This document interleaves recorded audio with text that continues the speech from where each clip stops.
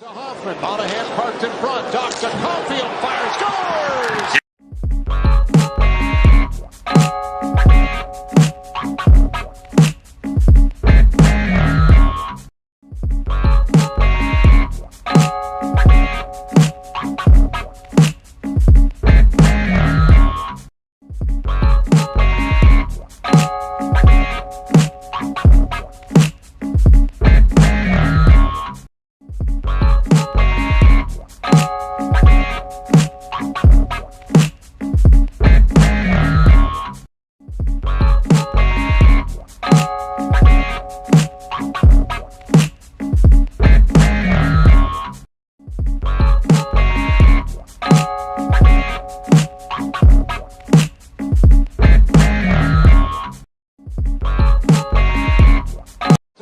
Monahan parked in front, docks to Caulfield, fires, scores! You are about to enter Habs After Dark with Recliner Sports.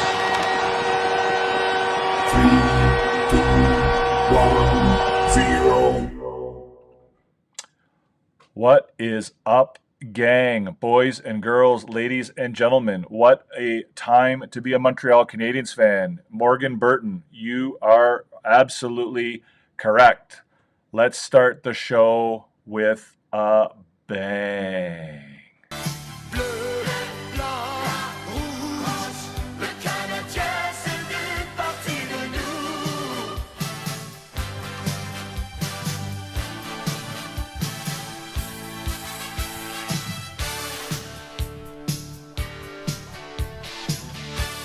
There it is, guys. Montreal Canadiens, guys, 4-1 victory over the Detroit Red Wings. Not the prettiest game you've ever seen, but this was a game they needed to win, and this was a game that they did win. It doesn't matter how you win games at this point in the season. Again, it's not about how, it's about how many. This was a game that, in my view, essentially gave the Canadiens the opportunity, promised or guaranteed them a spot in the playoffs. And the victory in essence, did that tonight. And that is what we're going to talk about. There's plenty of things to talk about, obviously. We will go through the scoreboard. We'll look at the A-team. But first of all, merci beaucoup tout le monde. Bienvenue à l'émission. Bleu, blanc, rouge, nuit. Welcome to Habs After Dark, guys. I see Morgan and Billy D. Morgan, what a day to be a Habs fan. You're 100% right. It's a great day to be a Habs fan. I mean, every day is a great day to be a Habs fan. I suppose I should change the ticker because obviously I did not do that. I made some changes to some of my graphics, guys. I don't know if you approve, but let me know what you think. Let me know what you think of the graphics, guys.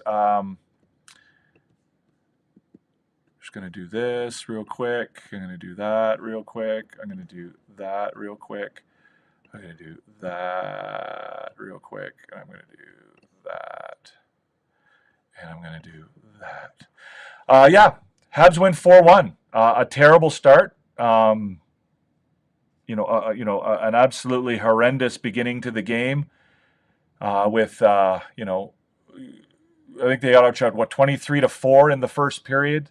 But they were fortunate enough to come out of that period with only one goal down. They were lucky enough to not be buried in that first period. They played really, really well. They looked really, really good. Later on in the game, they certainly, they've shown recently that they have a real knack for coming back, which was a skill they did not have at the beginning of the season. Obviously, a skill they don't seem to have right now is, coming out strong and starting games on the right foot. I don't know how exactly you do that. I don't know how you work on that. I don't know what I know what you do if you want to, practice your shot. I know what you have to do if you want to practice a power play. I know what you have to do if you want to do, certain things. But I don't know what it looks like from a coaching perspective to ensure that your team comes out ready to play. I don't know. I don't know what that looks like. You know, the Canadiens have talked about winning habits from the beginning of the year, and obviously they didn't have a lot of winning habits at the beginning of the year, and they've now, you know, developed some of those winning habits. But one winning habit that they do need to work on, evidently, is this ability to start the games on time. So, great late game performance. Monty, a lock for A team.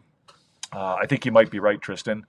Go Habs Go, says Sean. Welcome, Sean. Welcome back. It's been a while. Thank you for popping by. Everybody's welcome here. Bienvenue tout le monde à l'émission. Vous êtes toutes bienvenus. Alors, si vous avez des questions en français, if you have English questions, guys, whatever, fire away. I don't want to talk to you guys. I want to talk with you. So please, you know, let's get the conversation going. I see there's a few people over on TikTok.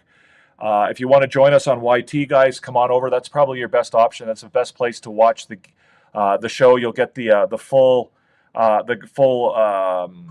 you know, experience of the graphics. You'll get all that good stuff. You know, obviously you can ask your questions over on TikTok. But again, if you want to be a part of the show and you want to get the full experience as far as the graphics and all that kind of stuff, then you will come on over here. If you haven't hit the thumbs up button yet, guys, and you do enjoy the show, please do so. If you're not yet subscribed, please do so as well. Si vous aimez l'émission, vous pouvez nous donner le pouce en haut, comme ça, le like button. Vous pouvez souscrire, le bouton pour souscrire, c'est en bas. On veut avoir le plus de gens ici que possible. On essaie de grandir le canal, l'émission. On fait une émission à chaque soir après les matchs des Canadiens. Alors, pour nous autres, le plus de personnes qu'on a ici, le meilleur que ça va être. J'aimerais bien avoir des conversations. Je ne veux pas vous parler, je veux parler avec vous. Alors, si vous avez des questions en anglais ou en français, j'aimerais bien que vous les poserez ici. Name's Devin, Randy. That's okay. You can call me Drew, though, if you like. If you're subscribed, you can definitely call me Drew. Montembeault was a difference maker tonight. He definitely kept them in the game, Mike. You're absolutely right. That first period could have looked very different if it wasn't for Sam Montembeault. You know, he definitely allowed them the opportunity to get back in the game. He allowed them to, you know, he gave them the opportunity, right? You know, they didn't. He gave them an opportunity that they might not have deserved, which is nice, right? That's what you want from your goalie. That's what you know, you ideally would have, and you know, that's the perfect scenario. Let's see if I can do this. I want to do that. I'll put that more in the middle, kind of like that. How's that? Randy N. Columbus, Rangers, Red Wings are all tied at 79 points, 8 points behind the Habs. Yes, I think tonight was a game where the Canadiens could have definitely, again, solidified at the very least their opportunity to make the playoffs. This was a game where, you know, if they had won the game, which they did, they give themselves an 8-point gap over the Red Wings. If they lose tonight's game, they only have a 4-point gap against the Red Wings, and of course the Red Wings have that game in hand. So by winning tonight, I think they've essentially knocked out the you know, they've knocked the Red Wings out of contention. I think the Rangers are essentially out of contention, and you know, they've done a lot with this victory to ensure that they're going to be a playoff team. So this was a big game. I mean, if you saw the you know, the preview poster on YouTube, I mean, to me, this was the biggest game of the year. I don't want to say that it was a must-win, because it wasn't a must-win. They obviously could have lost, and I still think it would have been, you know, a bit of a long shot for Detroit to overtake them. But they certainly, you know, a win tonight basically eliminated the Red Wings. The Rangers, I think, are pretty much out of it already, and the Blue Jackets also are pretty much out of it already coming into tonight. So, you know, they're going to have to do pretty wild things in order to make a move. Like, they're going to have to go unbeaten basically the rest of the way, and the Canadiens are going to have to lose pretty much all of their games going the rest of the way. If any of those, you know, Rangers, Red Wings, or Blue Jackets are going to make it into that wild card spot. So right now, I think the Canadiens are in a pretty good spot, and they've put themselves in that spot with a big win tonight. Randy N, can I ask what the M is on my cap? This stands for the Monarchs. The Nova Scotia Monarchs is a senior baseball program league based out of Halifax. It's an over 45 league. There's an over 45 and an over 60 league. And we have, I believe, 8 teams in the over 45 league, and I think there's 6 maybe in the over 60. And we also send teams to various tournaments across North America, including to the Roy Hobbs tournament in Florida, where they have a number of divisions and age groups, and you can go down there and you play at these spring training facilities that are down in that area, in the Fort Myers area. And so this is the Monarchs. This is our emblem for the Nova Scotia Monarchs. It's all good, Randy. Don't worry about it. Don't worry about it. I've been called way worse in the past. Mike says, Monty has played well lately, but in last 2 starts versus Toronto has struggled. Does Montreal start Monty on Friday and Dobesh on Saturday? But mind you, Monty shut out the Leafs on opening night. I mean, I think that, the cushion that they have right now, I think allows them a little bit more freedom as to what they do. As far as giving Monty a little bit of a rest. I don't know whether they'll do that. I mean, obviously, there's also the concern about making sure that he's ready to go for the playoffs. I mean, you want to give him some time off, but you also want to make sure that he's ready to go. Il reste encore 4 matchs, Norm et Roseanne. Go Habs, go. Yes, Carlito. There are 4 games left, guys. The Canadiens have 4 remaining games. They play Ottawa, they play Toronto, they play Carolina, and they play Chicago. I think that's right, Chicago. All of those games, so Ottawa and Toronto are on the road, and Chicago and Carolina are at home. Tristan, Marty St. Louis should be proud of his team. They fight, they score, they win. Yeah, they obviously they're not doing it the easy way. I'm sure that Marty St. Louis would much prefer that they, come out of the blocks a little stronger and don't have to fight their way to victory, later in the game. But again, I mean, it is definitely a quality that you like to see from a team: the ability to come back, the ability to, to fight, to claw your way back into a game when you probably have no business even being in the game. So it's it's kind of a a double-edged sword there in a way, right? Obviously, this is not a recipe for success to go out and get outshot by 19 or 20 shots in the first period, and then hope to come back later in the game. That's not something that you ideally want to happen as a coach, but you obviously are happy that your players have the ability to come back when. Because that's a skill they didn't have, right? They didn't win games from behind, in the first half of the season or very much last year. That was something they weren't really capable of, and so now they're capable of that. Now you've got to sort of start working on how you start your games and doing a little bit better that way. So. Randy, it was so important that we got a regulation win tonight. Yeah, I mean, I think any win would have been okay, Randy, but a regulation win obviously was the best case scenario. I think if they'd won in overtime, they would now have 87 points, and Detroit would still be 7 points behind with a game in hand. If they lost in overtime, they would have 86 points, and Detroit would be 6 points behind with a game in hand. So. Obviously, this is the best case scenario, but we'll see. PLW Demidov is on the plane. Is he on the plane? Is he flying over? I know he's expected to arrive shortly. Are you where are you getting the news from? I mean, I'm not saying that because I don't agree with you or I don't believe you. I'm saying it because I want to wherever you're getting your updates from, I'd be interested. Highly recommend that you go and check out the video.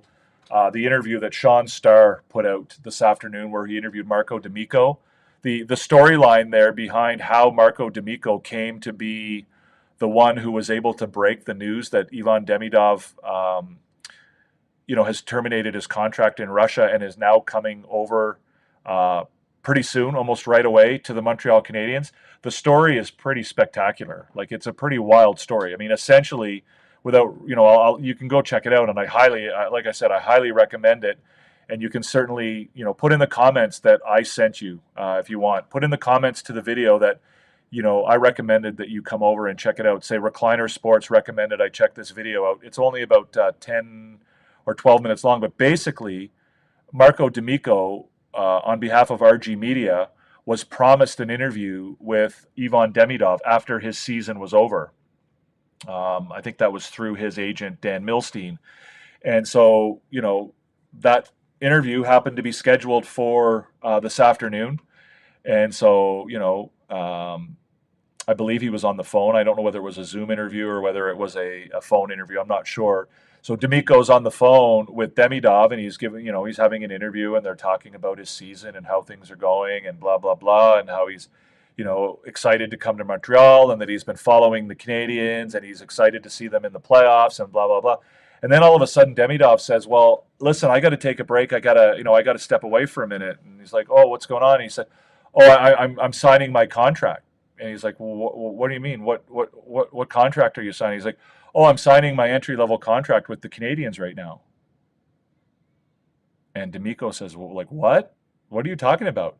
He's like, oh, yeah, we've reached an agreement, and, SKA is going to release me from the remainder of my contract, and, I'm about to sign my contract. So he leaves the interview for, 4, 5, 6 minutes or whatever, signs the contract, and then comes back and continues the interview. So, again, a pretty cool story. And, I mean, if you're Marco D'Amico, obviously you've been given the scoop of, I don't want to say the scoop of a lifetime, but certainly a pretty significant scoop where you are getting, this, amazing story, and you get to be the one who breaks it, right? Everybody in Montreal has been waiting, for this news. I don't know that anybody really believed it was going to happen. I didn't think it was going to happen, to be quite honest with you. I thought it was a long shot, but, by pure happenstance, he gets to be the guy who breaks the news. So I thought it was a pretty cool story, and I certainly invite you to go check out Sean Starr's YouTube and go watch the video and post in the comments that I sent you, because I think Sean's doing a really good job. I haven't over the years been a huge fan of the morning show on TSN 690, but I've been a huge fan of what Sean Starr is doing on YouTube. I think his content on YouTube has been really, really, really quite strong. So let him know that I sent you. Let him know that Recliner Sports sent you I go on his show, and I do engage with him from time to time as well. So he knows who I am, I think. And I highly recommend you go watch that video. It's a really, really cool story. Let's see, Billy D. What do you got here? Sherratt was a bit nasty tonight. Yeah, he had a bit of a chip on his shoulder, I think. I think he had a bit of a chip on his shoulder. Ricky and everybody else on TikTok, if you want to watch the show and get the full experience of the show, come on to YT, open up your YT app and join us at Recliner Sports 4. That is the channel. That is where you need to go. Come on over. I see there's 12 people on TikTok. If you want to get the full experience, you want to see the graphics, I'll answer as many questions as I can over on TikTok. But again, my main focus right now is on YT. We're also live on IG and Twitch if you're interested in that. Antoine, what happened to Intertap? I mean, you don't have to share it here, Antoine. You can send me a DM if you want. I'm not aware of anything going on with Intertap. I hope there's nothing serious going on. I haven't spoken to him all day. Hopefully everything's okay. I'm not sure what's going on. 6 wins in a row. Go Habs, go! Yes, absolutely, Antoine. Monty deserves to be in nets for Toronto. Yeah, I mean, he deserves it, but again, it's all about what's best for the team, and I think that the team hopefully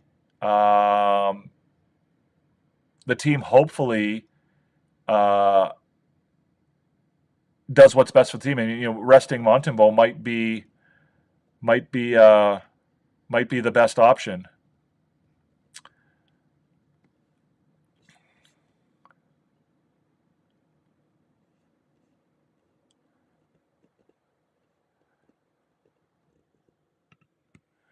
Detroit has Sherratt, Petrie, and Gustafson, who were on our roster in the last Stanley Cup run. Yep, I'm very happy that Petrie is gone. I'm not a big fan of Petrie.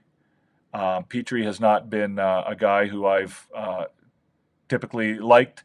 I'm sorry, guys. I've been posting all of your questions on the preview page, but I haven't been publishing them and sending them. So I apologize. I thought I was doing a really good job of getting all your questions on screen here, and I've been doing a terrible job as it stands. Sorry, guys. Guys, like I said, you can come on over to YT and join us over here, guys. Help us grow the channel.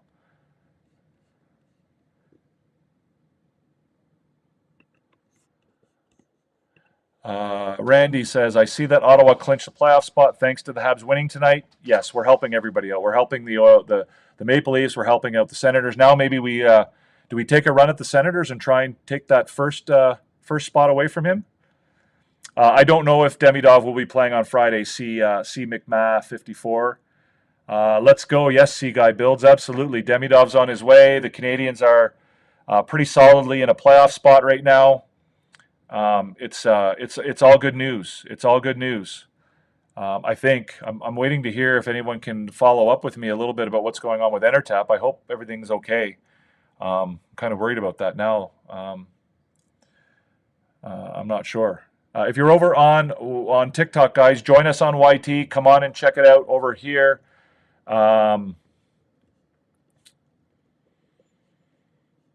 PLW says it's just a figure of speech. Okay, yes, he's on his way, figuratively. I think he'll probably be here shortly.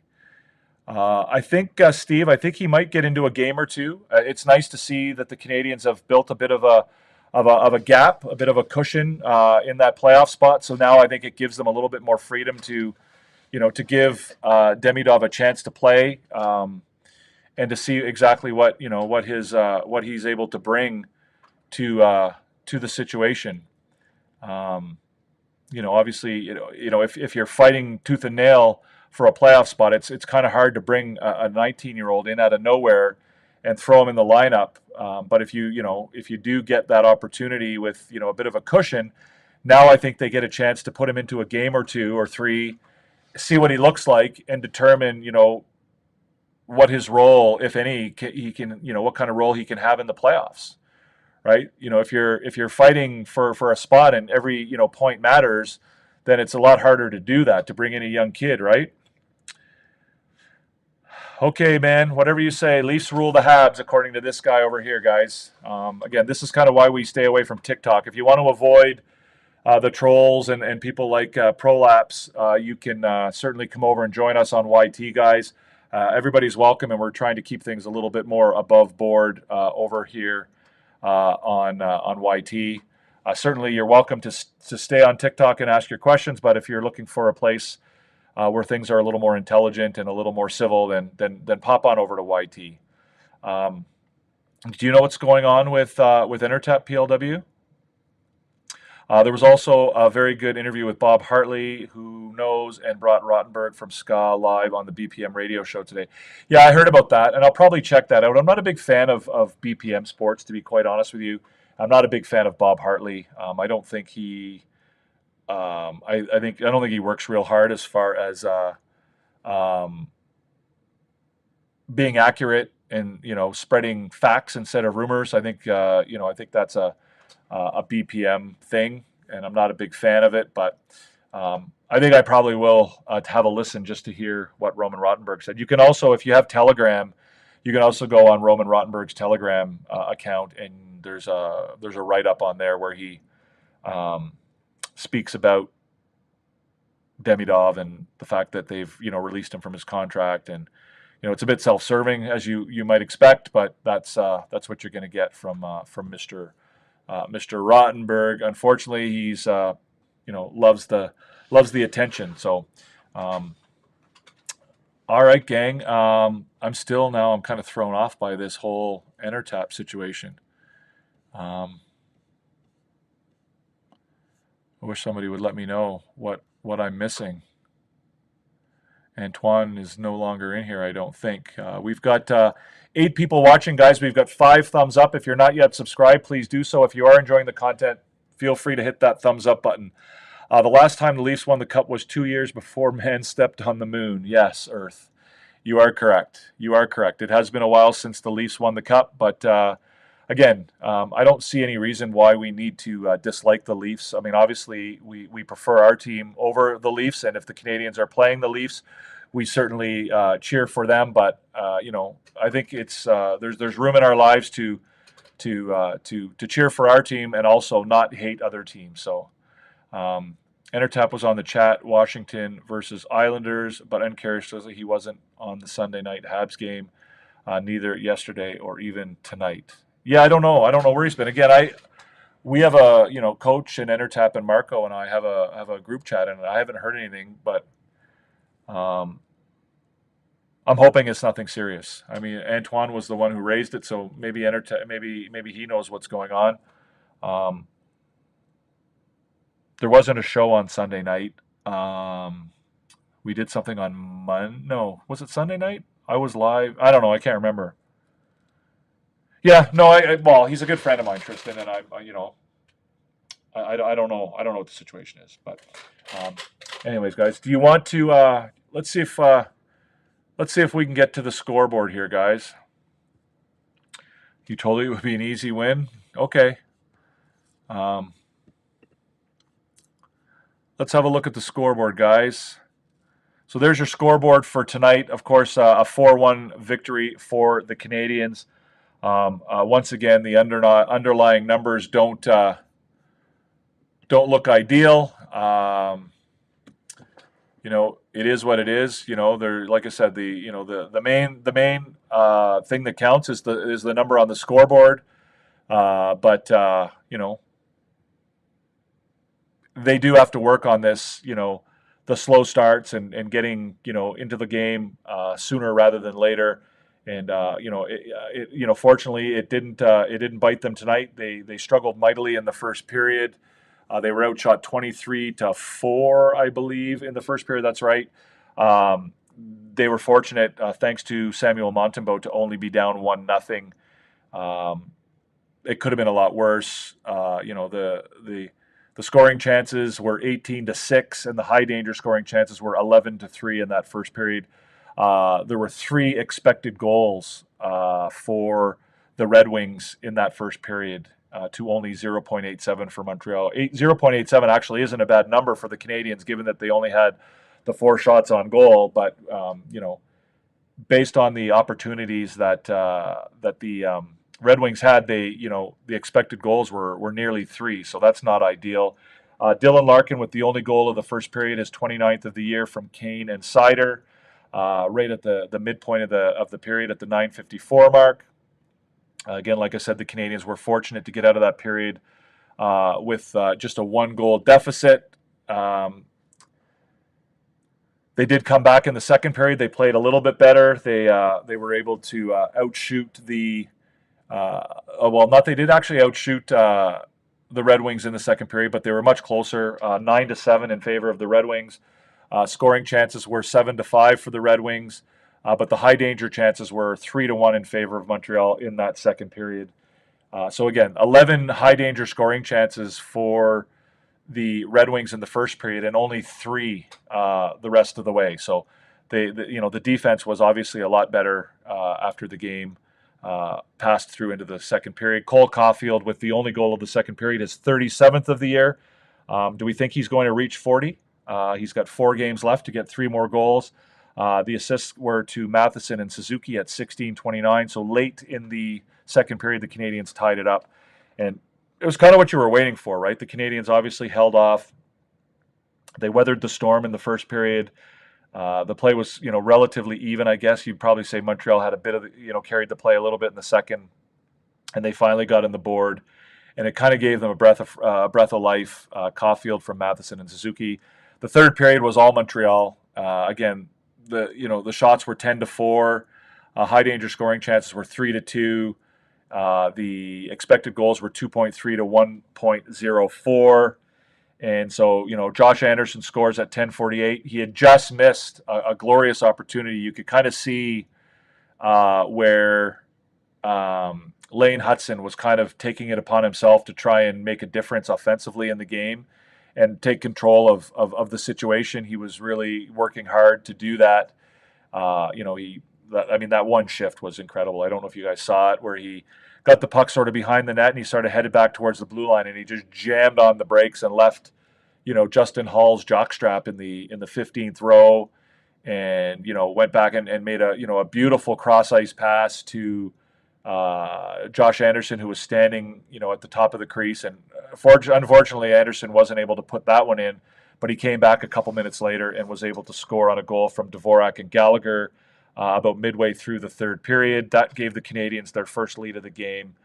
The Red Wings didn't give up. The Red Wings were still bringing it, but they had to pull their goalie relatively early in the game. Again, this game was really important for them and for their ability to stay in the mix for the playoffs. And so they pulled their goalie relatively early. The Canadiens fought that off, and Brendan Gallagher finally scored an empty net goal from his own end, his 21st of the season, from Josh Anderson at the 1854 mark. And about 10 seconds later, or 15 seconds later, Nick Suzuki scored another empty net goal, his 28th of the year, from Evans and Carrier. And that was all she wrote. The final score, of course, was 4-1. Despite getting outshot 23-4 in the first period, the Canadiens did make a bit of a comeback. The final shots on goal were 36-21, 17-13 in the last two periods, I guess. So the Canadiens kind of came back that way. The Corsi, again, is a little bit ugly for the third or fourth night in a row. The Fenwick is ugly, 59-33. The high danger scoring chances is closer at 14-9, and essentially we're looking at a goal difference in the expected goals. So that's a good indication that Samuel Montembeault was on his game tonight. So that's all she wrote for the scoreboard, guys. Again, a bit of a struggle in the first period. The Canadiens then were able to come back later on, and again, it's not a recipe for success, but it's something that they're doing on a relatively regular basis, and hopefully, they can continue to play with the desperation and the urgency that it takes to come back in games, but that they can also combine that with better starts, so that they don't have to be coming from behind all the time.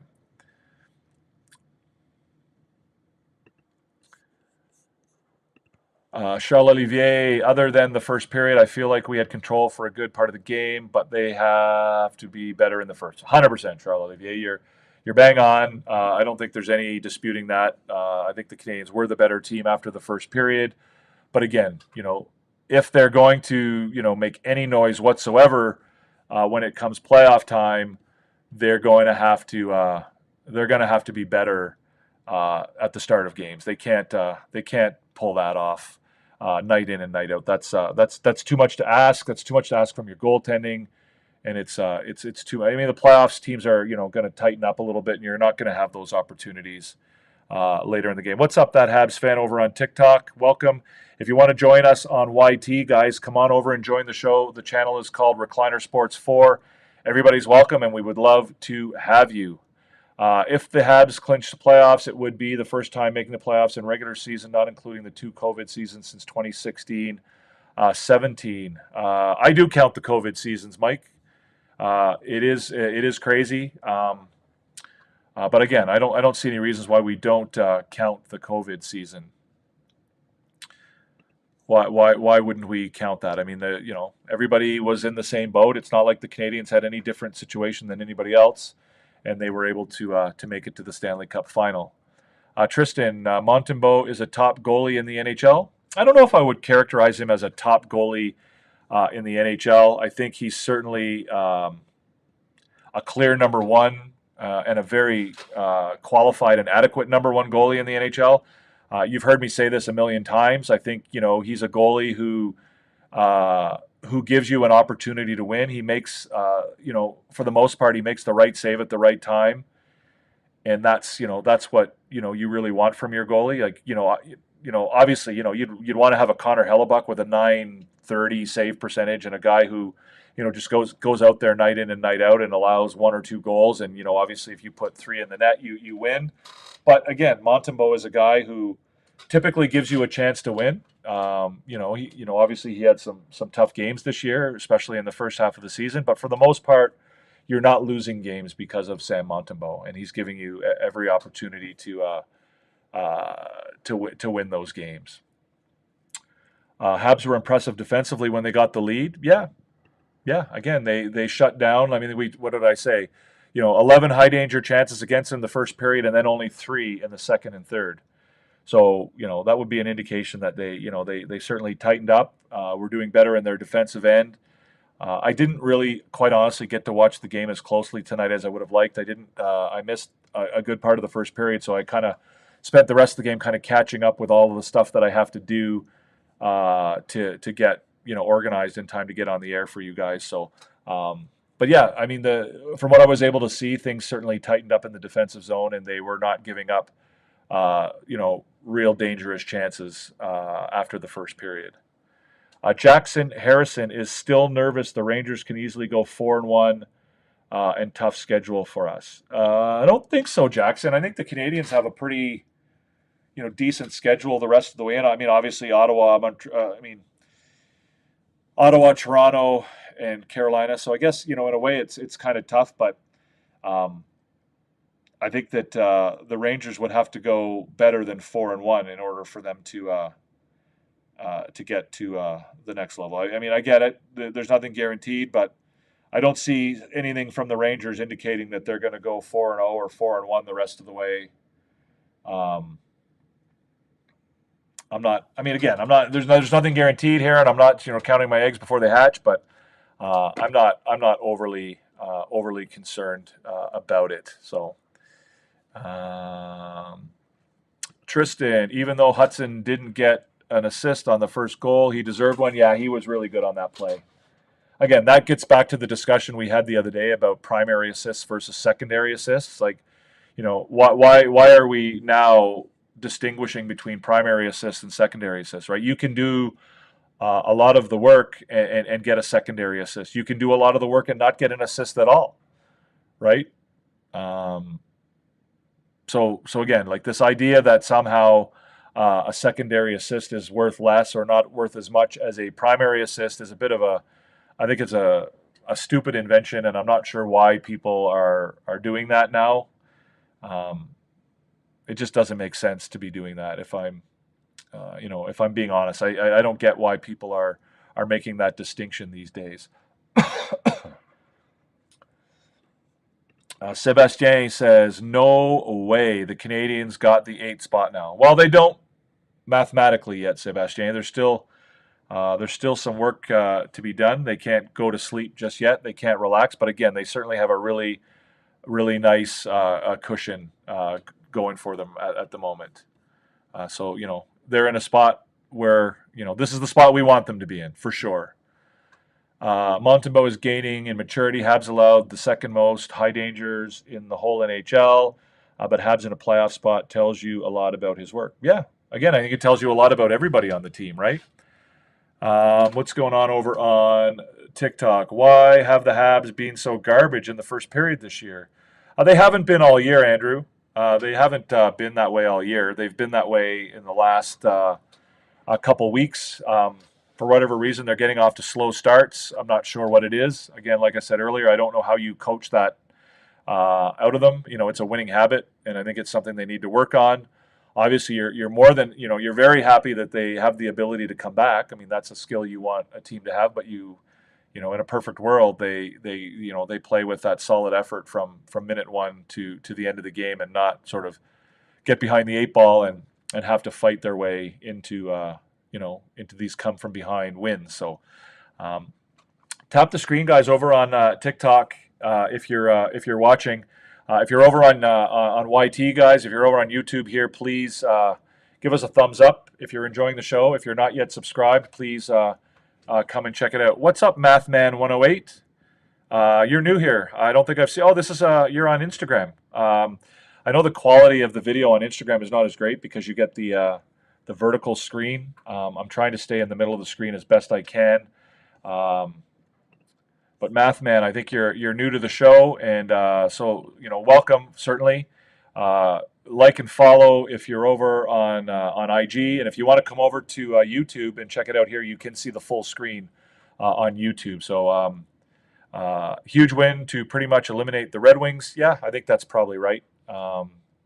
This was what This is why this was an important game for Montreal. It eliminates another one of their challengers essentially.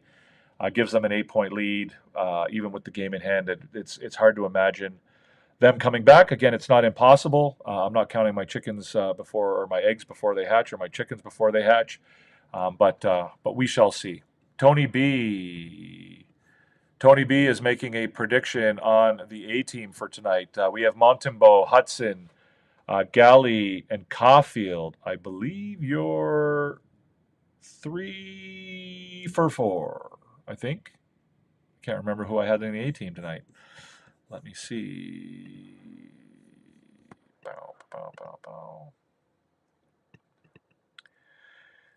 Yes, you're 3 for 4. You're 3 for 4. But welcome to the show, Math Man. I do appreciate you coming by, or stopping in, or asking questions, participating, all that good stuff. With the Habs potentially being 1 point behind the Sens with a win on Friday, would you rather finish 8th and play the Caps, or 7th and play the Leafs? I'd rather the Caps. I don't really care, Charles Olivier, to be honest with you. Again, the playoffs for me are a bonus. I just want to see, I want to see this team do as well as they can, and if that means, making it, into the 7th playoff spot, then that's great. I'm happy, for them to play whoever. I don't think very many people expected the rebuild to advance at this pace. I think the rebuild is ahead of schedule at the moment. I'm not saying it was a crazy idea to say that they would have made the playoffs at the beginning of the year. It certainly would have been at the end of October, after the way they started the season. So I'm just happy to see where they're at right now. Frankly, if they somehow lost their last 4 games in a row and didn't make the playoffs, obviously that would be a huge disappointment, and that's not the way you would want to end the season. But at the end of the day, overall, this season has been a success either way, right? They're better than they were last year.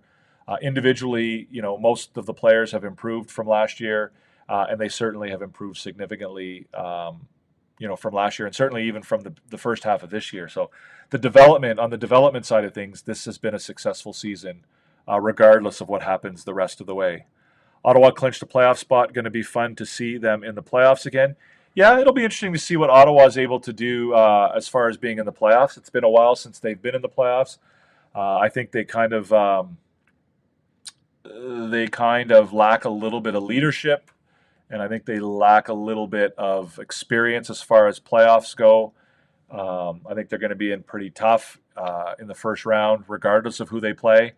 But they've also got a young group that's capable of, doing special things too, right? Young groups. So sometimes, a lack of experience is not ideal in the playoffs, but sometimes a lack of experience means that you might not understand that you don't belong there, right? So you get to the playoffs, and you might be so naive that you think that you have a chance when you really shouldn't. So it'll be fun to see some new teams make the playoffs. I think Ottawa and Montreal, 2 teams that haven't been there in a while, and it'll be fun to see them make it.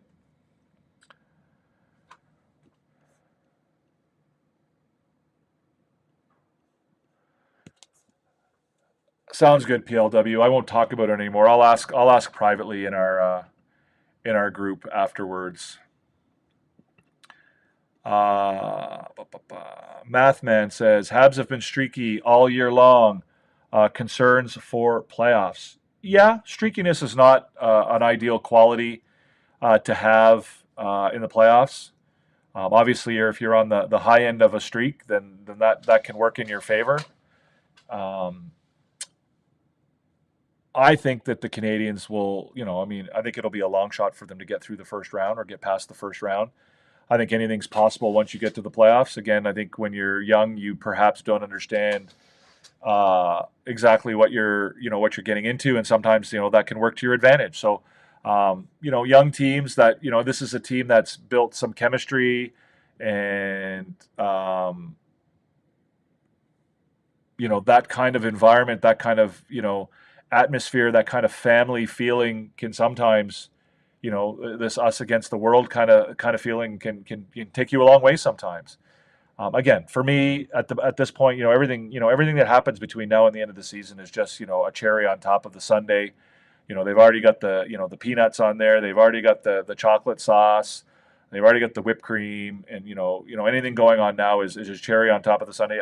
Those of you who followed me for a while know how fascinated I am by the rebuild and how amazing things are.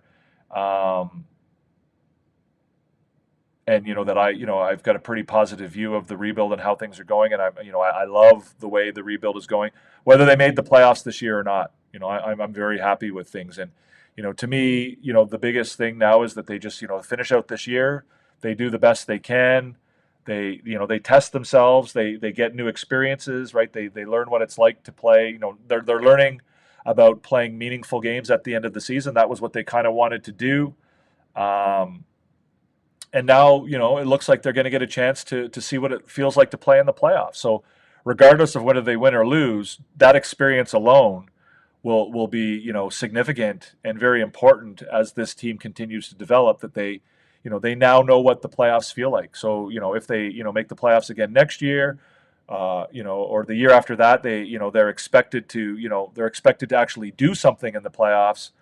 They're not, sort of playing playoff games for the first time in their career. Lane Hudson isn't playing in a playoff game for the first time. Caden Gooley's not playing in a playoff game for the first time. Ivan Demidov maybe isn't playing playoff game for, so this will be, when they do make the playoffs, it won't be a fully new experience for them. What's up, Wesh? Welcome. Welcome over from, I think you're a TikTok guy, right? I think you've been here before, but welcome again. As always, it's great to see you. Sebastien, been waiting the entire season and for years for the Canadiens to make the playoffs. Been waiting for a girl like you. Gotcha. I've been waiting. I won't sing anymore. I don't want to hurt your ears, guys. Good song, though. Great tune. Yes, there is Mathman. If you're Mathman 108, then you certainly understand that mathematically there's still a chance for the Canadiens to catch Ottawa. I don't think it's out of the question, again, especially considering that there is actually a 4-point game with Ottawa. They play them on Friday. So, that's a 4-point game, right? So if the Canadiens are able to beat Ottawa on Friday, then they'll only be a point behind them. I don't know whether Ottawa has a game between now and then, but right, the Canadiens are at 87 points, and Ottawa is at 90. If the Canadiens win that game, they'll be at 89 points, and they'll just be a point behind. So it's a true 4-point game.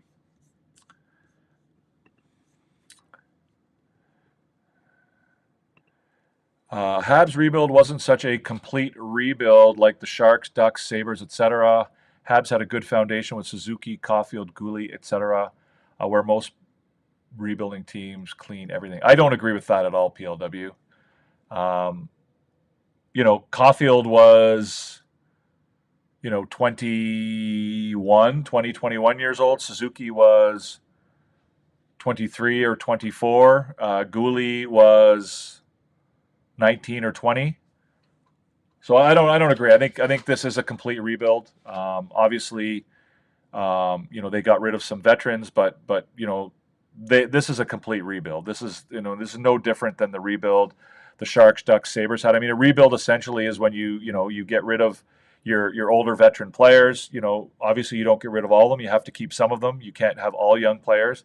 But the 3 guys that you just named were all under the age of 24 when the rebuild, or 24 and under when the rebuild started. So I don't agree with that assessment versus what some of the other teams like the Sharks and the Ducks have done. Yeah, it's absolutely great for the development of the young players, right? It's a great thing for the young players to get that experience. They're getting great experience to play in the in meaningful games, playoff important games late in the season. And now they potentially again have the opportunity to play in a playoff game. Whether it's one series or more. That experience alone, even if they lose, you often get good experience from losing, right? You learn from your mistakes and you learn from your failures. Oftentimes you learn as much from your failures as you do from your successes. But they'll certainly know what playoff hockey feels like. They'll know what it's like to step onto the ice at the Bell Center for a playoff game when the crowd's going, crazy. They'll know what it's like to be, in the city of Montreal when it's playoff time, and feel that buzz and feel that energy. So, how would I do this weekend? Monty, Dobesh, Monty. I probably look at doing Monty, Dobesh, and I guess it would depend on. I mean, I think you want to win that game against Ottawa. If you can win that game against Ottawa, I think that everything falls into place. I don't know. We'll see. Let's go catch Ottawa. I want to play you guys. I don't play for the Canadiens, Mateo, and I don't think you play for Ottawa. But it would be cool. Or you don't play for Toronto. I don't. I assume you're a Toronto fan, but. If the Habs seal the deal soon, they can rest Monty for some well-deserved rest. Yeah, I think they're. You got to ride that. You got to ride the fine line between resting your goalie and making sure that he stays sharp going into the playoffs. But you're right. It does give them some freedom to do different things. It gives them some freedom to give Demidov a little bit more. Obviously, bringing a guy into the lineup who's never played for you before, it's a lot harder to bring him into a game when you absolutely need to get every single point. But if you've got a decent cushion, then you can bring that kid in, and not only can you bring him in, now you can give him a little bit more leeway on the ice, right? You can let him play some ice time, and you're not worried about you're not as worried about him making mistakes or him not knowing the system. You can just let him out and play hockey.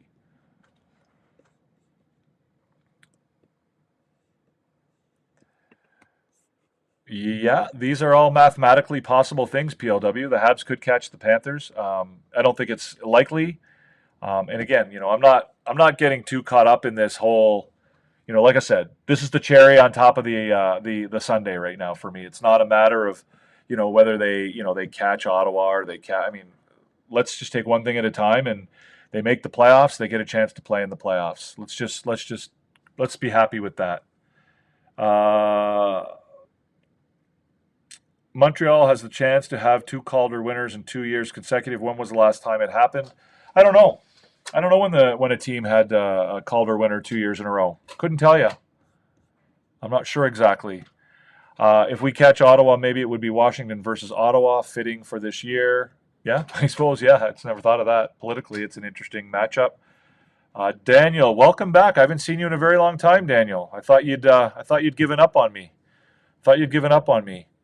Party already talked about this, but thoughts on the game stopping when Ovi broke the record. I haven't talked about it. I talked about it on TikTok earlier during the game. I mean, I guess it's in a way it's not ideal, but again, it's a big moment in the sport. You can't what are you going to do? You can't wait till after the game. What if he scores another goal, or what if he gets hurt? What if again, I think you got to stop the game there. Whether you stop it for that long, I don't know. But, again, I get the reason why people maybe don't like it, but at the same time, you kind of have to do it. Thank you, Wesh. Do you know this hat? Have you seen it before? It's a new, is it new to you? We talked about it earlier. It's the Nova Scotia Monarchs. What's up, Sean Bing Bing? PLW has his guests for the A-team. Monty, Gooley, Suzuki, Anderson, you are 2 for 4, PLW. Peach Rap, you're new here, Peach Rap. Welcome. I haven't seen you here before. Great to see you. Great to have you. Subscribe if you haven't subscribed yet. Hit the subscribe button down below. If you're enjoying the show, give us a thumbs up. That's for Peach Rap or anybody else. I see there's 13 people watching and only 10 people with the thumbs up so far. I am from Nova Scotia, Trey Rhino. Yes, sir. I am. What do we got here from Peach Rap? Go Habs go. Demidov will get the Conn Smythe with 17 playoff goals. Well, I doubt it, but it would be really, really nice. They did add a bonus in his contract that if he wins the Conn Smythe trophy this year, he gets a bonus. So again, look for that. If the Canadiens win the cup and Demidov manages to be the MVP of the playoffs, then he gets a little bit of a bonus. So got to give props to Lane Hutson. He's had an incredible first year, very deserving of the Calder this year.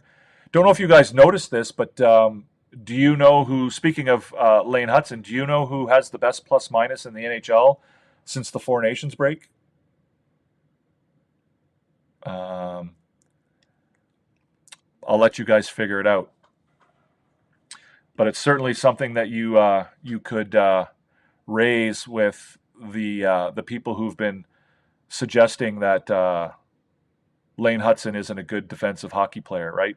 Corey Pronman, who a little over 2 weeks ago said that he thought that Lane Hutson was one of the worst defenders in the entire NHL, right? A guy who's supposed to be an expert on assessing prospects, literally doesn't understand the sport of hockey if he truly believes that. $500,000 what, Wesh? What did I miss?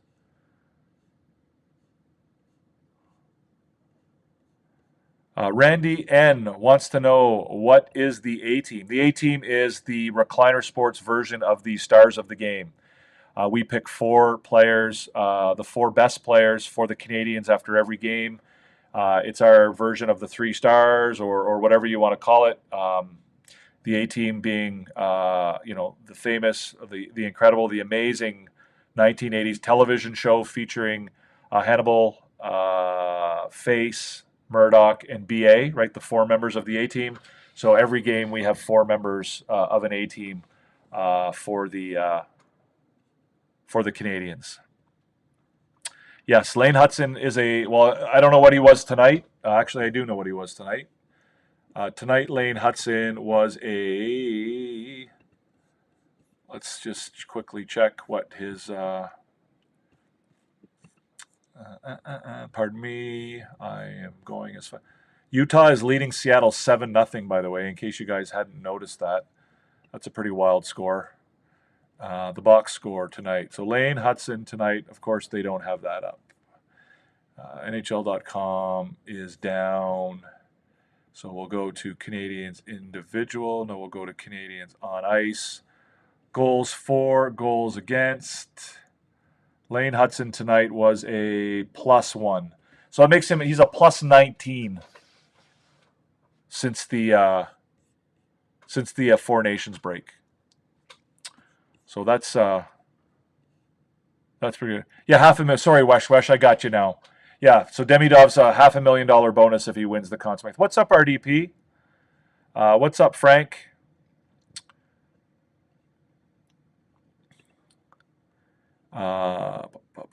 Frank says 8 points ahead of the Rangers and Detroit. I think we're in. Yeah, we're not mathematically there yet. The Canadiens are not mathematically yet there, Frank, but certainly tonight was a game where they had an opportunity to at least eliminate, for all intents and purposes, one of the teams that's chasing them. A-Team, Montembeault, Anderson, Gallagher, and Hutson. Montembeault, Anderson, Gallagher, and Hutson. We might have a winner. I think Randy might be the first person to ever guess the A-Team right off the top. PLW did some research. So let's see what PLW's research revealed. Denny Potvin and Steven Vickers for the Islanders, 73 and 74, last consecutive Calder winners from the same team. There you go. There's your answer. Denny Potvin obviously went on to great things. Steven Vickers, maybe not somebody most of you would have heard of. How did Steven Vickers' career finish up? Let's check it out. Steven Vickers, DB. I mean, Denny Potvin is one of the great defensemen of all time. Steve Vickers. Steve Vickers never played for the Islanders, PLW. So I think that maybe you...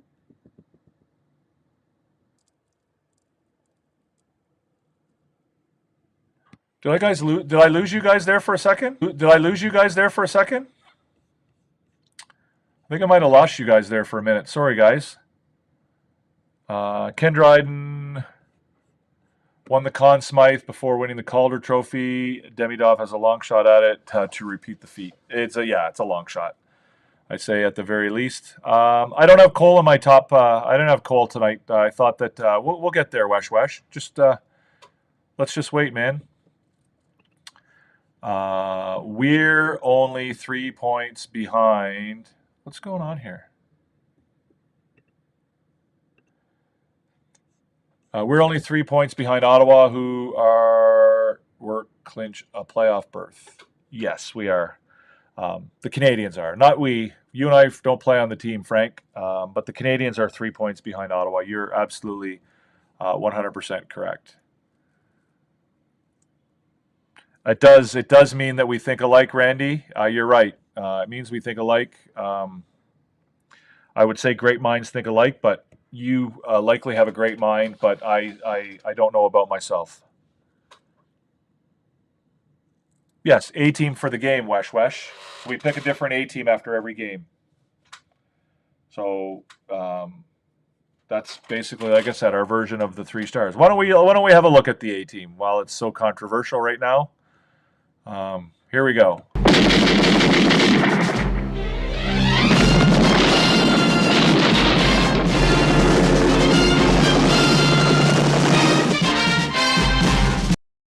So there it is, guys. Like I said, Lane Hudson, Brendan Gallagher, Josh Anderson, and Samuel Montembeault. So these, to me, are the 4 guys who were the best players for the Canadiens tonight. Obviously, there's other guys who deserve consideration.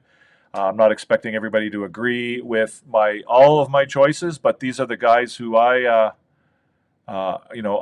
chose. These are the guys who I thought were the best for Montreal tonight. Again, you can agree, you can disagree.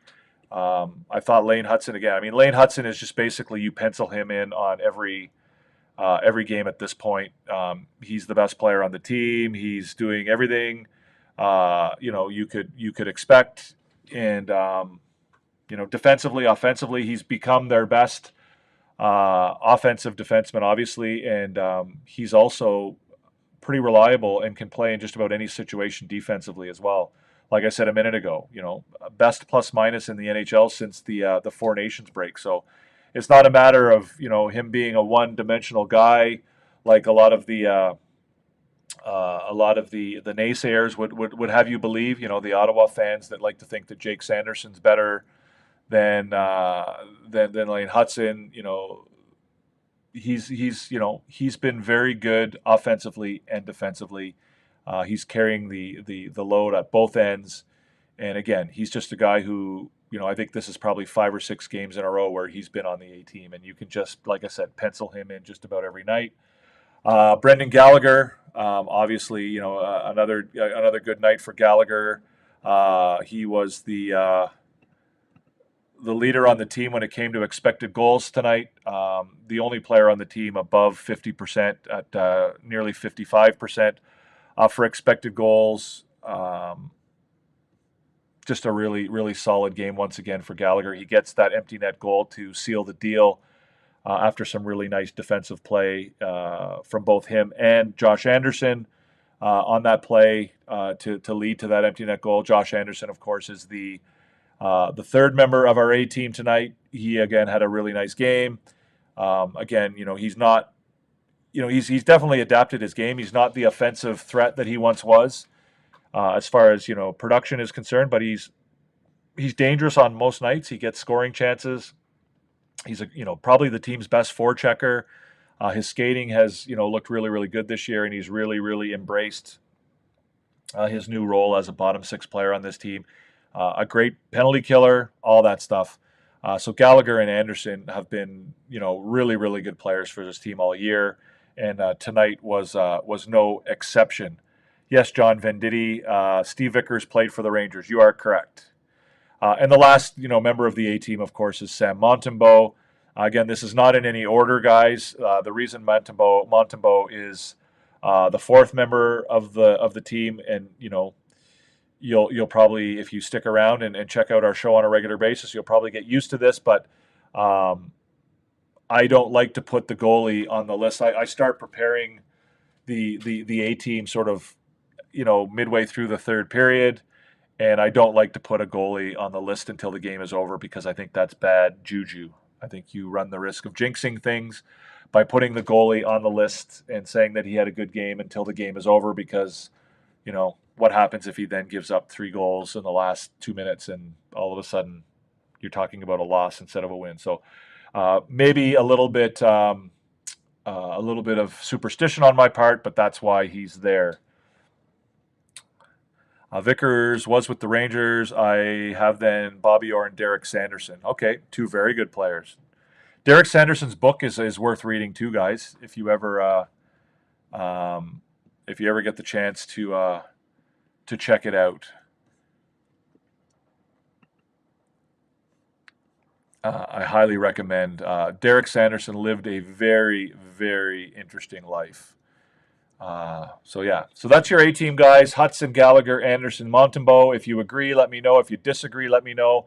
If there's guys that you think deserve some consideration that I haven't put on there, happy to have a chat about it. Like I said, guys, I'm not here to talk at you. I'm here to talk with you. So if you want to let me know what you think, please feel free. PLW says he can't disagree with the A team, but Gouli was a beast tonight. Absolutely. I think Gouli had a really nice game. I mean, that's a sign that the Canadiens had an okay game tonight, that they, that there are, there's a lot of games earlier in the season where it was hard to come up with 4 names, right, that deserve to be on the A team.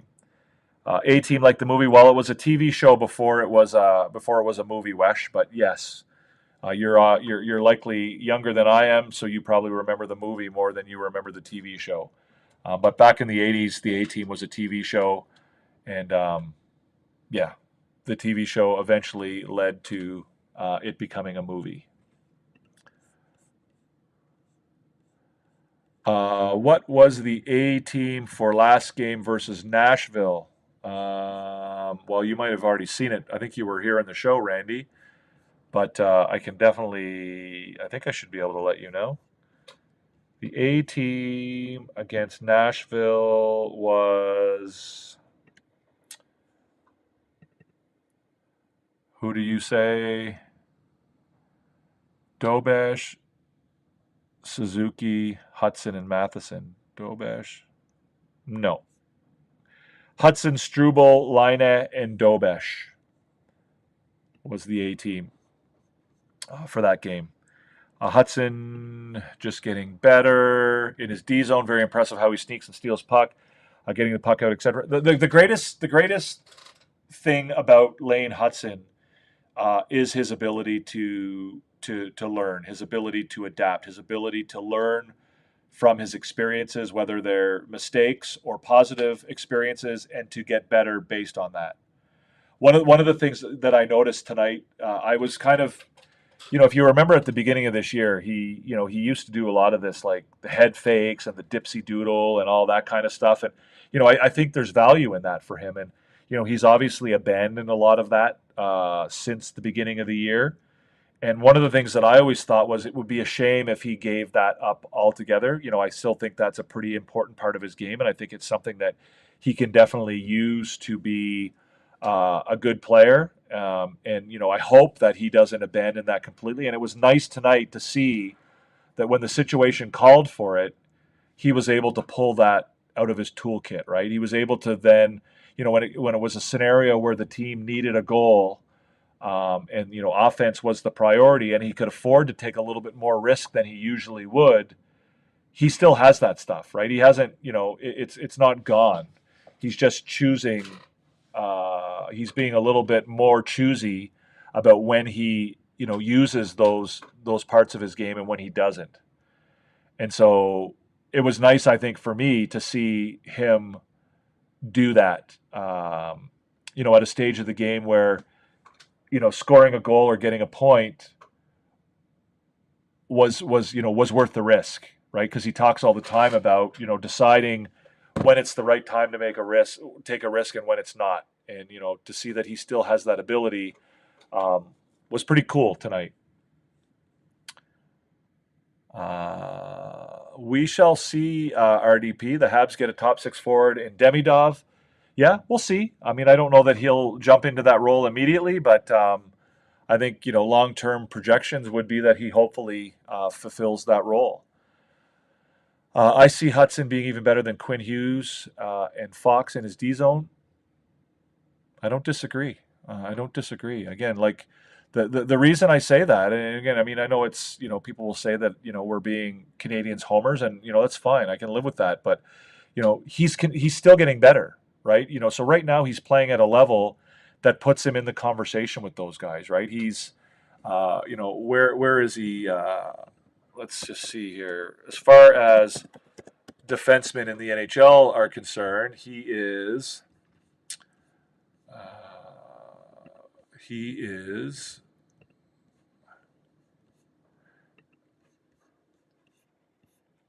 offensively anyway, point production wise, he's what's going on here now? What happened there? He's fourth, right? He's fourth in the league. So he's ahead of everybody in the NHL point production wise, other than Hughes, Werenski, and Makar. He's got more points than Evan Bouchard. He's got more points than Rasmus Dahlin. He's got more points than Victor Hedman. He's got more points than Josh Morrissey. Is he on the same level with those guys defensively? Probably not right now. I think there's probably better defensemen defensively than he is at the moment. But is there a way for me to do? No, there's not a way for me to do. But again, like I said, he's leading the league in plus minus since the Four Nations break on a team that doesn't have a very good goal differential, even in the last 2 months, right? So he's pretty good. He's pretty special. And we'll see what it looks like. And I'm excited to watch him continue to develop. RDP, playoffs, looking good. Question, are we concerned about Montreal being outshot badly the last couple of games? I think we're a little concerned about how they're starting games, RDP. I don't know if the shot totals are necessarily the biggest concern. But again, I think we should be concerned that they're struggling out of the gate. It's not a recipe for success, and it's not something that will be, ideal, especially, when it comes playoff time. Maybe Hudson is just better playing from the right side. I just think he's good either way, PLW. I think he's just that skilled and talented. I don't know. We'll see. He looks good on the left. He's looked better since he moved over to the left side, Wesh. But again, is that an indication that he's better on the right side, or is it just an indication that he continues to improve? Right? Like, would he have improved at the same degree if he played on the left side? Again, it doesn't appear to have made much difference either way what side he plays on. Hudson's brother seems like another gem, better shot, faster skater, not as elusive. Okay, yeah. Probably a better shot. I'm not sure that he's a faster skater. He's probably pretty equal that way. But I think you're right. He's not as elusive. He's got a little bit of a different game. He's a little bigger. I don't think he has the same edge work that Hudson has. But again, Hudson's speed is a little underrated. I mean, he doesn't lose very many races. When's the last time you saw him lose a race for a puck? He doesn't lose very many races. So can Demidov play center? He can. He hasn't in a while. He expressed recently in an interview that it's not his preferred spot. But Hudson's skating got better as the season went on. I don't know about that. I don't know if I agree with that. I think he got more comfortable. That's a question from TikTok, guys. I don't know that his skating got better. I think he got more comfortable. I think that he, a big part of his game and a big part of the changes to his game is that he's, risk management has been a big, you hear him interviewed. He talks about it all the time. Like when should I take a risk and when shouldn't I take a risk? So Obviously you're seeing a lot less of the, the dipsy doodles, especially, on the blue line where, if you lose the puck, you're the last man back. You're seeing him be a lot smarter about when he takes those chances and when he doesn't. So Demidov playing center, I think he's capable. He's played it in the past. He hasn't played it in a while. He's never played it above. I think he played it in junior. I don't think he's played it. He didn't play it at all in the KHL this year. And so, is it something? I don't think it's something where you throw him into a game and ask him to do that right away. But is it something you could work in the off season? Maybe. Give Hudson some milk so he can grow. Yeah, again, I'm not that worried about. I mean, why are we? I mean, he seems to be doing just fine at his size. Are we? Do we want him to grow? Like, does he lose? Does he lose a little bit of what he's good at if he grows?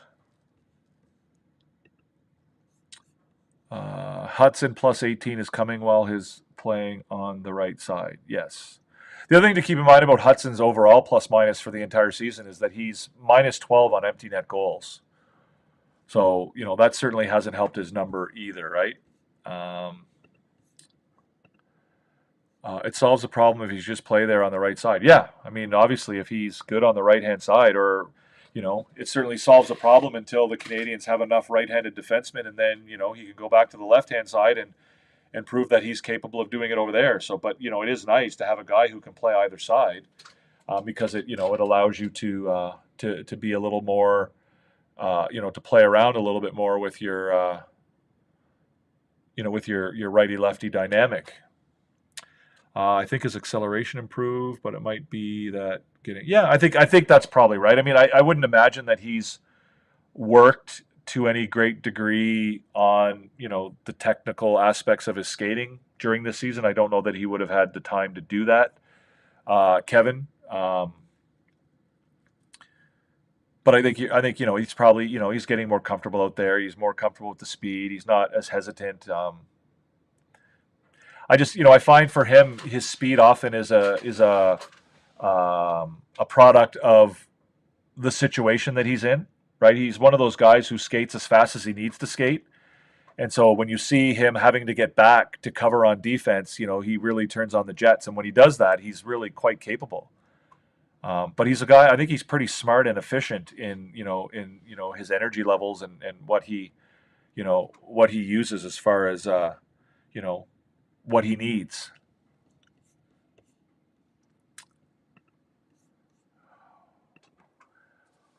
Would I consider Carrier to be a replica of Kovacevic? No, I don't think so.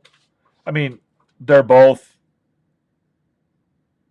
similar in what they bring as far as, they're solid defenders who, are technically sound and, don't make a ton of mistakes. Obviously bring a lot more defense than they do offense, but Kovacevic is a bigger guy. He's more physical. Carrier's, got a little bit more speed, and uses his speed, rather than size. So in that sense, I think they're different. I mean, I think what they, they're similar insofar as what they bring to the lineup. I think, a steadying force.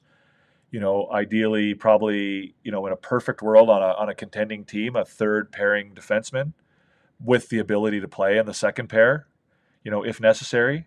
So that's kind of how I would view that question. I see Hudson play. He doesn't lose battles that often. No, he doesn't. He doesn't, right? And sometimes it's quite impressive when you see him, winning battles against guys like Mikko Rantanen and, some of the bigger players in the NHL who, the concern, of course, always was that, he wasn't going to be able to hold his own physically in the league and that, some of the bigger players were going to be able to overpower him. But, his brain and his speed and his quickness are skills that he's used his entire life to play against guys who are bigger and stronger than him, right? And he's not a guy who, there's not an ego there where he's like, oh, I'm going to try and be physical and overpower this guy. He doesn't, there's not an ego. Like he's, he admits, he acknowledges, he's willing, he adapts his game based on the fact that, he can't compete physically with some of the bigger guys. So he doesn't try because it would be stupid for him to try. And he knows that. Right. But he's also smart enough to know that if he, can catch a guy by surprise, that he can use his physicality, right? He can get a guy off balance. He's not going to blow a guy up. He's not going to put a guy through the boards. He's not going to throw a big open ice check, but he does know that, he can throw a hip check here and there. He can use his body to get, his opponent off balance a little bit. Like he can do those things.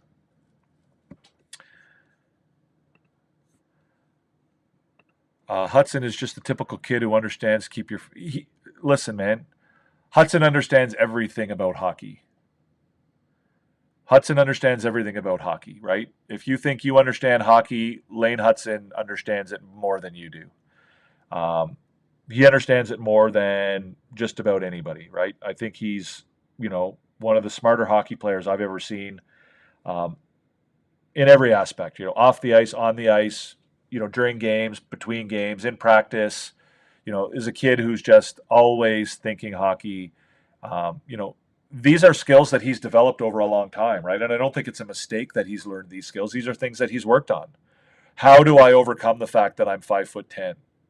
And how do I overcome the fact that I'm 170, 175 pounds? Like, how do I make it to the NHL? I want to be in the NHL more than anything else. It's my dream.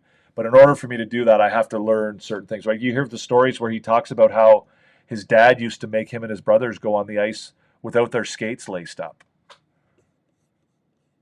Right? He goes out there with, he's making them skate without any skate laces in to strengthen their feet and their ankles and whatever, right? Like these are things that he's learned, between him and his dad and his coaches over the years. He's worked on these things. So it's like, when you see him defend, typically if a player is approaching you defensively, you're supposed to create a gap, right? Gap control. You hear them talk about gap control all the time. Good gap control. So-and-so had good gap control tonight. Well, Lane Hudson understands that for him, gap control is a different story because, he can't create a big gap between him and his opponent because if he gives his opponent that space, the opponent can use his size and his strength to overpower him. So, for Hudson, gap control sometimes is closing the gap, right? So when an opponent gets the puck, rather than backing off him, sometimes, Lane Hudson wants to get as close to that player as quickly as he can. Get in his skates, get in there and force him to either pass the puck or turn it over or whatever, right? You see that all the time. That's something he's developed. Coaches don't coach that, right? You don't coach your defenseman to do those kinds of things, right? You coach your defenseman to create gaps, it's something that he's worked on his own. He's smart. He's figured it out. Kovacevic leading his team in plus minus again this season. Carrier replaces the role that Kovacevic should have filled. Yeah. I mean, again, Kovacevic had to go. I'm not going to dispute that. I questioned whether he should have been the guy to go last year. He was the only defenseman on the team that had a positive plus minus last year. What's up, Nicholas? But it's hard to say, right? Like, I mean, Carrier has made a huge difference on this roster. RDP is going a little junior hockey for us here. A quick thought on Game 7 Halifax Mooseheads. Will there be an upset? I have no idea, RDP. I haven't really watched the Mooseheads at all this year. I mean, I know it certainly would be an upset. Good for them if they can do it. I had season tickets to the Mooseheads for, 12 years. And I used to love going to the Mooseheads game. I don't anymore because I don't live downtown, and it is a bit of a hassle to get into the city from where I live and then to park and then to get out of the city after the game when the traffic is all backed up. It's kind of a pain in the butt. I used to live right downtown. I used to live like a 3-4 minute walk from the Metro Center, aka the Scotiabank Center. So I could go to the warm up, watch the game, and walk out the door as soon as the final buzzer went, and be back on my couch watching Sports Center by 9:30. So it's a lot harder for me to do that now. So I don't really go to the games as much anymore. But I haven't followed them at all, RDP. So I don't know what the situation is. And I mean, I know that it would be a major upset if they won. So would we need to find a similar build of D-man to replace Savard next year? I don't see Savard being retained for his services. I don't think we need to find a defenseman of similar build. It's not so much the build that we need as much as we need, defensemen who can cover the role that he plays, right? Like, I mean, he's a penalty killer. He's a guy who you want on the ice in close games at the end of a game. He's a closer. Obviously, his size plays a role in that. I agree with you. I don't see him being a regular on this team next year. I don't know. I could be wrong on that. But I could be wrong on that. But for me, I see him either retiring at the end of this year. He could potentially be a guy who fills a seventh defenseman role, a guy who plays, sparingly. Not every game sits in the press box. If somebody gets injured, you have no problem bringing him into the lineup. As a veteran, I don't think he would suffer as much from, not playing every night. I think he could, step into a game after sitting out 3 or 4 games and still be pretty effective. As far as, playing, 11 or 12, 13 minutes and, playing in a defensive role, penalty killing and so on. I do see him having a potential future with the organization. I think that's a strong possibility. I think he could be a coach or could be, in some kind of, a Paul Byron type guy. So we'll see.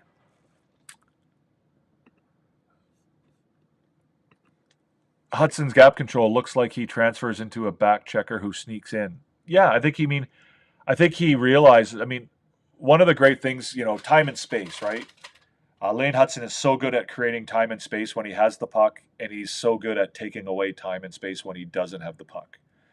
I think that's, again, part of his big brain. It's something that he understands is that, time and space, players are much more dangerous when they have time and space. And for him, he's able to create time and space with his elusiveness and his hands.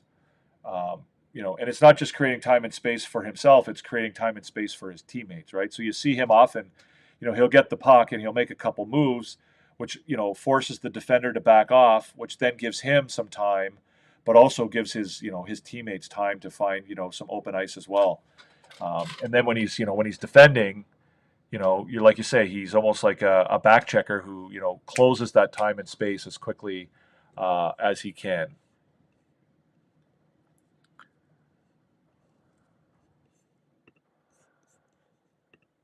Also, it's about having great instincts for your type of game, and Hudson got that in space. Yeah, he understands very well what he has, what he doesn't have, and he's quite frankly, he's spectacular at using his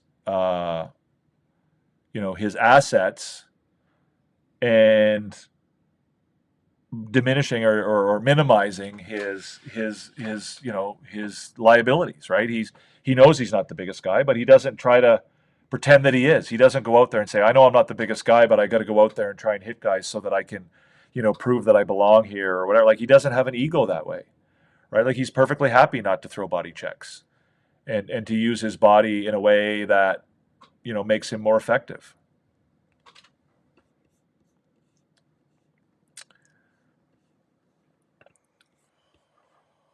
Savard started to use the Hal Gill octopus strategy on PK, and now Matheson also jumps. Yeah, it's a strategy that seems to work for them. It seemed to work for Hal Gill. It seems to work for Savard and Matheson.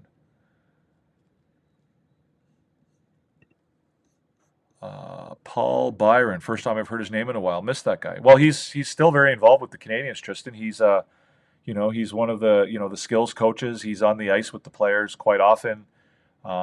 He's one of those guys who, had a really positive relationship with his teammates, was a good influence on the players as a player, the younger players, and, they decided to keep him around, which I think, is similar to what I think you might see from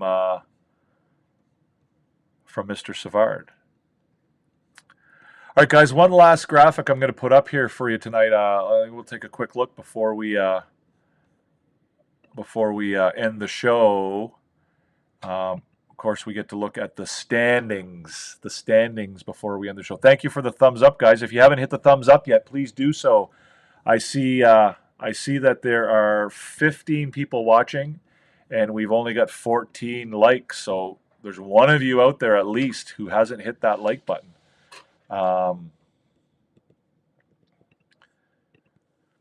If you're not subscribed yet, please do so. But again, we see the standings here, guys. Pretty straightforward at this point. The Canadiens still control their own destiny. They've built a bit of a gap now between themselves and the Rangers, Red Wings, and Blue Jackets. It's again, I'm not going to say it's a foregone conclusion, but it's getting a little bit more comfortable right now. They've got an 8-point lead on both the Rangers, Red Wings, and Blue Jackets. The Rangers, all three of those teams, pardon me. They've got an 8-point lead on the Rangers, Red Wings, Islanders, and Blue Jackets. And all four of those teams now have one game in hand. I should see who the teams are remaining, who they play left, but I don't have the ability to bring that up right now, I don't think. But yeah, so it's, again, the ball is in the Canadiens' court. They've got 4 games left against Ottawa, Toronto, Carolina, and Chicago. Realistically, as long as they win one of those games, they're probably okay. 2 would be really nice. But the other teams, have tough schedules too. And, in order for them to catch Montreal, they've pretty much got to win their remaining 5 games. So,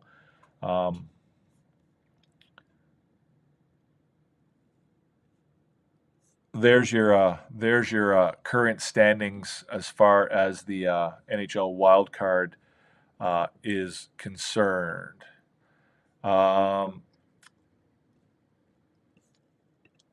We'll get a few more questions, and then I think we're going to end her, guys. As an analogy, advanced stat scouts are looking for exit velocity or spin rates for pitchers, but are thrown off when a unicorn like Hudson sneaks in. Yeah, again, it throws off a lot of the a lot of the metrics and a lot of the things that people believe. But again, I think that the Montreal Canadiens are really looking to sort of move away from some of the traditional views and approaches to hockey, whether it's with their coaching staff, whether it's with the way they draft, all of that stuff. And for me, it's, I think it's a real opportunity to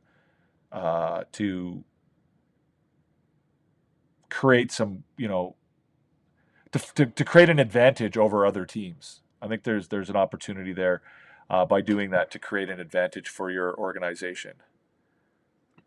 Sean says, I think the Habs could pass the Sens. Again, it's possible. I don't see it being a great opportunity. I don't think there's, and again, it doesn't really matter, right? It's like I've said a few times on this show, anything that happens after this is all gravy, right? The Canadiens getting to this point is, they're getting experience of playing important games, and if they make the playoffs, they'll get important experience of playing playoffs. So that's pretty much it. Yes, Sébastien, merci beaucoup, bonsoir, thank you. You think another win and it's done, Wesh? Yeah, I think you're probably right, Wesh. I think tonight was a big step in ending it. I think they pretty much closed the door on Detroit. Again, I don't think it's mathematically over, but I think if they win one more, I think it's pretty much a game over situation. Too bad I'm not in Halifax. I could offer my service as an ace to the rotation of any of your 45-plus baseball team. Well, we shall see, PLW. Maybe you can sign up for one of the teams that goes down to the tournament in Florida. Oh my God, I'm drawing a blank. The name off the natural. Roy Hobbs.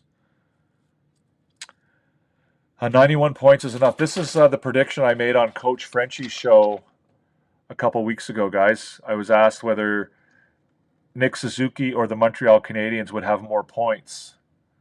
I said Nick Suzuki would finish with 87 points and Montreal would finish with 86. So the Canadiens now have 87 points. So they're ahead of that number. And I believe Nick Suzuki now has... How many points does Nick Suzuki have? Nick Suzuki is probably right around 86. Yeah, Nick Suzuki has 86 points. So I'm going to be off a little bit, I think. It's baseball, Sean. Yeah, it's baseball. No slow pitch. No slob ball for me. That's it, guys, for me. That's going to be the end of the show. Thanks so much for all of your contributions, all of your comments, guys. I do appreciate it. Another fun show. Again, if you're not yet subscribed, please hit the subscribe button down below. It's just right down here. Really easy to do. If you're over on TikTok, come on over and join our YT. The channel, open up your YT app, go to Recliner Sports 4, hit the subscribe button, hit the notification bell. If you're enjoying the show, hit the thumbs up. If you're watching in a replay, si vous êtes en français, si vous voulez demander des questions en français, c'est une émission bilingue ici. C'est une émission à YT, aussi à Twitch et Instagram. Alors, vous pouvez nous joindre à n'importe quelle des plateformes. Aussi à TikTok. Je ne suis pas capable de faire une émission à TikTok avec mon équipement ici. Alors, j'ai ouvert le TikTok avec mon téléphone à côté. Vous pouvez demander des questions à TikTok aussi. Mais si vous voulez être partie de l'émission, vous pouvez nous joindre à YT, à YouTube. Vous êtes tous bienvenus. We would love to have all of you guys. Again, it's a bilingual show. Everybody's welcome. We're live on IG, YT, Twitch. Unfortunately, I can't do live on TikTok through the Ecamm software that I use. So what I do is I just put my phone over here and you can follow along. Certainly, if you want to ask questions on TikTok, you can, but it's way better if you join YT. You get a better take on the show, and you get to see all the graphics, and you get to see the video and all the fun stuff. So, and also there's a great opportunity for you to take part in the comments and the questions on YT.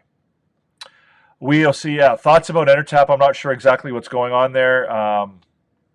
Hopefully everything's okay with him. I'll have to find out and see if everything's okay. Hopefully it is, but we will certainly think about him and send some positive vibes in his direction. Have a good one, guys. Thank you very much. Again, a 4-1 victory for the Canadiens. A big win over the Red Wings. This was an important one. They have sort of made their move on the Red Wings, and they've created a gap there now where I'm not going to say they're comfortable, but there's certainly it feels pretty good to know that the odds are pretty strong right now that the Canadiens are going to be in a playoff spot. So thanks very much. Merci beaucoup tout le monde. Thank you for your questions. Thank you for your comments, your participation. Je vous aime. Thank you, guys. It's great to have you. We're trying to grow a place, and I really appreciate you guys giving me a place where I can come and talk about the Canadiens and talk about hockey after the games. And thanks a lot. I hope you have a great rest of your night, and we will certainly see you in the next one. Peace out.